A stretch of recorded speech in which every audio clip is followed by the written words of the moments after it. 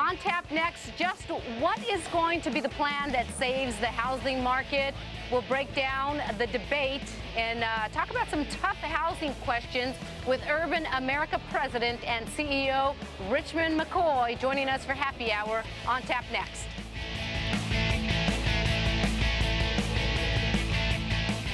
Worries about the massive rescue plan and housing. Can't forget housing. And who knows where we're going to trade from here. These guys think they know. Oh, we got all the answers. We do know this for sure. Housing remains at the heart of this credit crisis, this economic crisis. Even the home builders are seeking aid for home buyers. Gimme. What, if anything, should Congress be doing right now? Joining us to sort it all out, Happy Hour regular and UrbanAmerica CEO Richmond McCoy. Yes. Welcome back to Happy Hour. Thank you. Okay, so this whole rally, I doubt it has anything to do with the housing market because there's no good news about the housing market. Even, just today you have Realty Track, the online website there for marketplace for foreclosures. They track all the foreclosures. In October, yet another nearly 85,000 homes in foreclosure and about 280,000 people receiving notices that they're in trouble. Yes. Well, it's continuing, and that's really the problem. If it continues at the rate it does, it's going to be 8.5 million people will default in the next 2 years. Of that, 5.8 of them will actually go into foreclosure. So you mentioned there is a new initiative that Congress is looking at from home builders, which is suggesting a bona fide tax credit for home buyers, which would take place of the one that's in place now, which is really kind of silly because it expired. You had to give the tax credit back within a year. So this one would provide up to 10% tax credit, up to $22,000 for any home buyers that close in a home within the next 12 months. And then there's another additional tax credit beyond that.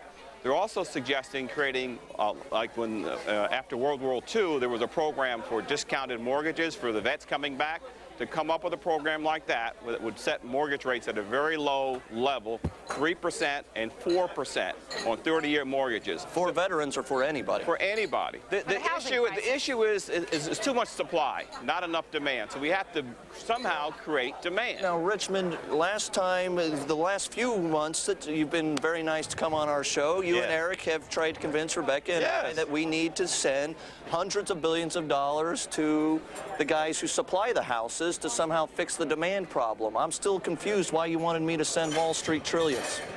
It's not just to Wall Street.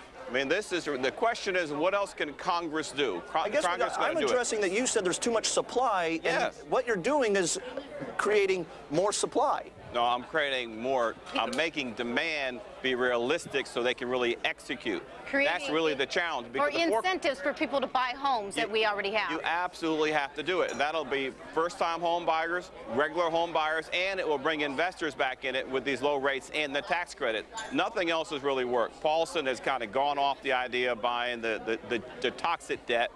He's on to another plan. Ultimately, I think his plan now to put it into the banks, it's very troubling, but at least you get a multiplier on the dollars that are being invested into the banks. Eric? What he said. You agree 100%? I absolutely agree. By the way, guys, we had the discussion this morning. When you buy a house, is it an investment or a purchase? Do you spend it or do you invest it? It's supposed to be an investment. When it's an investment. Okay, that's just want to make that clear. Yeah. I'm with you on that. I'm just saying of investment. All of you guys come on here all the time targeting. He's not listening to me. Richmond, you'll listen to me. Maybe a few people at home will listen to me. All of you guys are always coming on here and targeting the ownership class. What about those of us who don't own yet? Well, we're trying to get you to. Sorry, Richmond. Thank you. Thank you, Rebecca. It's a hard one. The reality is, once we get these home buyers back into their homes, then your rent will come down because there won't be as much demand from those renters who got kicked out of their home. There is hope for you, Cody. That's going to be my response every time now. Good one. Good response. Richmond McCoy, thank you very much for joining up. He's always right.